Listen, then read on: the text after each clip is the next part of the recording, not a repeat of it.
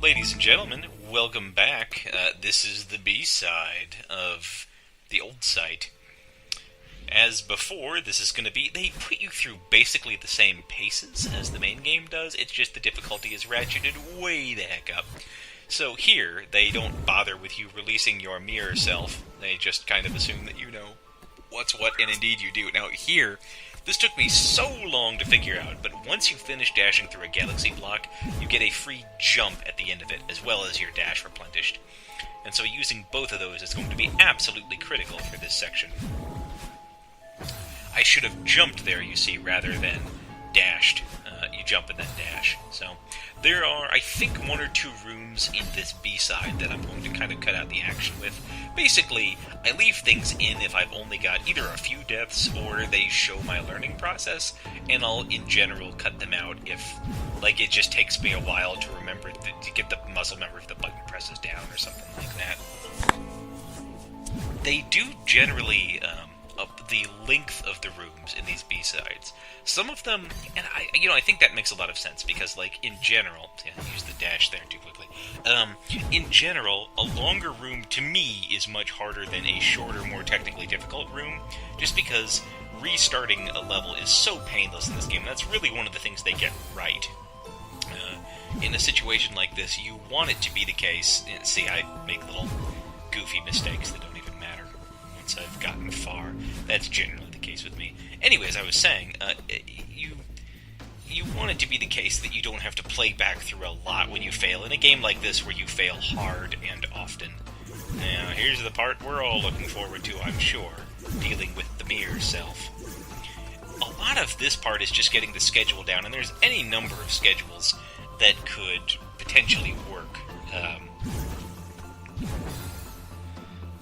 And then another part of it is just not dashing yourself into a wall.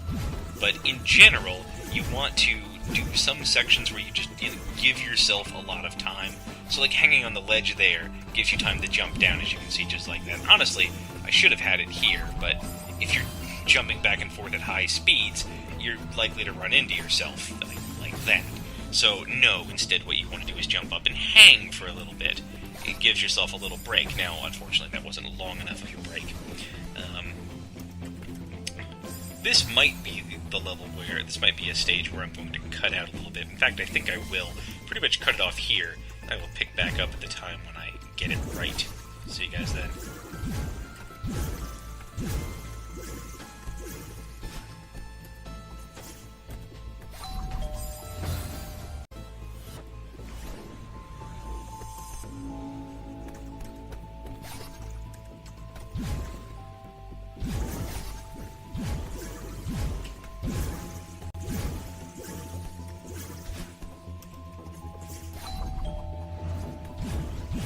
And hey, how about that?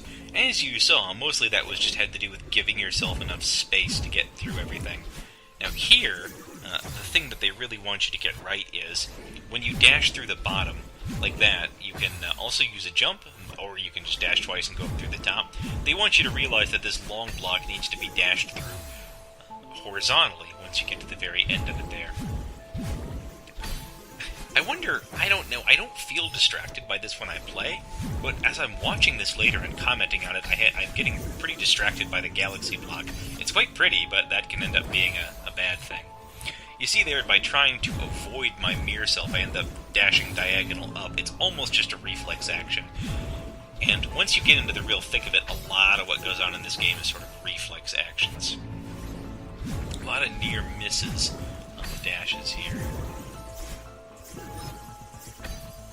You can sort of plot out what the game is expecting you to do, and I would love to watch, I'm going to watch a speedrun of this at some point, because I'm sure they came up with just all kinds of tricks. I came up with like a very few, in some few of the levels, I found little things that I don't think the game expected or intended, but which saved me quite a bit of time, and mostly it has to do with like dashing places that I can...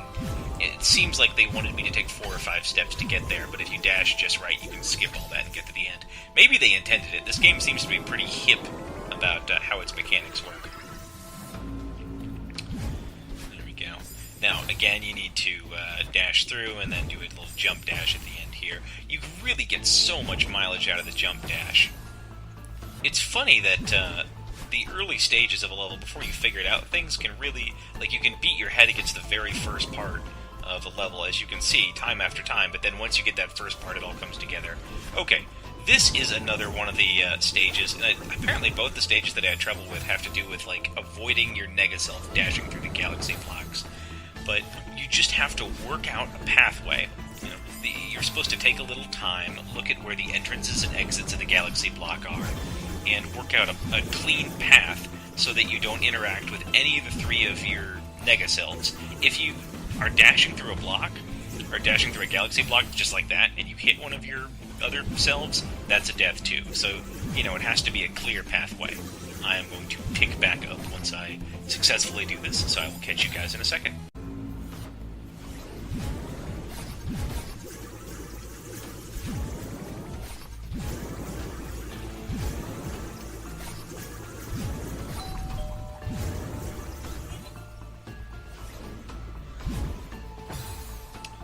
So, how about that, ladies and gentlemen? It was really just a matter of getting down the right schedule, which, you know, takes a little bit of doing. And this is kind of the ones where I tried to show you some of the early steps of it, because you started to see the intuitive process, but watching the whole thing out was just kind of getting all the clockwork down. Here, I just jumped a little bit too early. This is, in contrast to the last level, where it was all about planning. This particular stage is a little bit twitchier.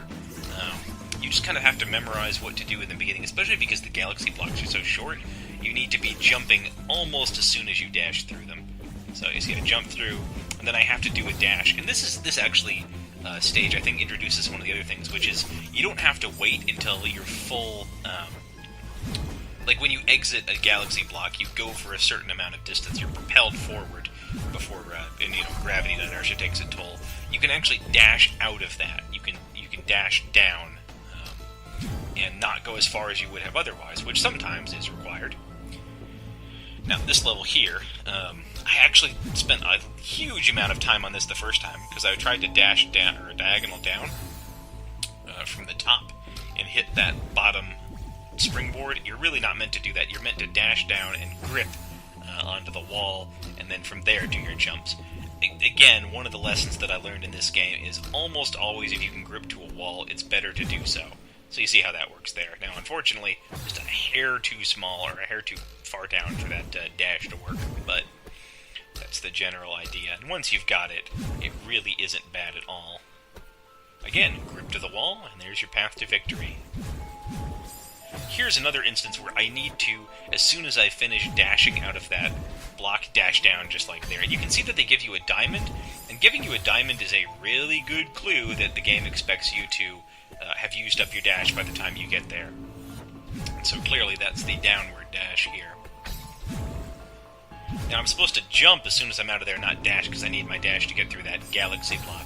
I don't know if there's a more official name, but I like galaxy block. It also, you know, using that jump also cancels that downward momentum. Again, none of these mechanics are really things that they tell you. They just give you levels where it's required that you do that in order to progress. And I really appreciate that method of teaching, you know, giving us gameplay which informs us by challenges which basically require it, and they really do telegraph this is what you're supposed to do. Now, this is another level where I've figured it out exactly what to do at this point. The only thing that I don't seem to be doing quite as much of here as I should do is gripping to the wall. Gripping to the wall, again, allows you to get the distance that you need. That's Bacter's takeaway for this game. So I'm just going to go ahead and do one final jump cut to where I actually finally pull this off correctly, because you see how it's supposed to go.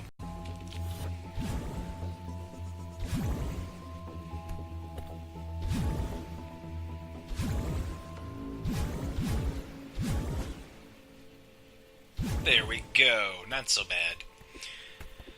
So you see how that was supposed to go, and then these last couple stages here are basically about navigating giant galaxy blocks and all the little side things that they have going there. I'm going about this one the wrong way, and I'm right about to do it the correct way, which is, hopefully, I'm about to get it here. You go up first, is the deal. There we go. Up first and then work your way down is how they want you to do it. You're meant to jump as soon as you get out of the top of that galaxy block to give you enough space, and then jump again on that next bit so that you can get up and maybe see how it's supposed to go. Jump there. And through, down, you jump there. If it ever looks like you don't have enough space, that's your clue to jump out of the galaxy block. Not so bad. All of these levels, or all these stages, I'm just guaranteeing you, took me quite a bit longer on my first playthrough.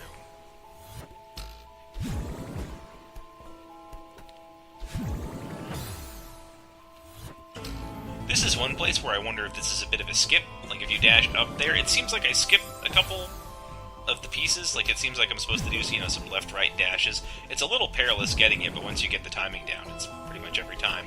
And then if you do a jump right after you get out of that side, then you can get up and get those two things.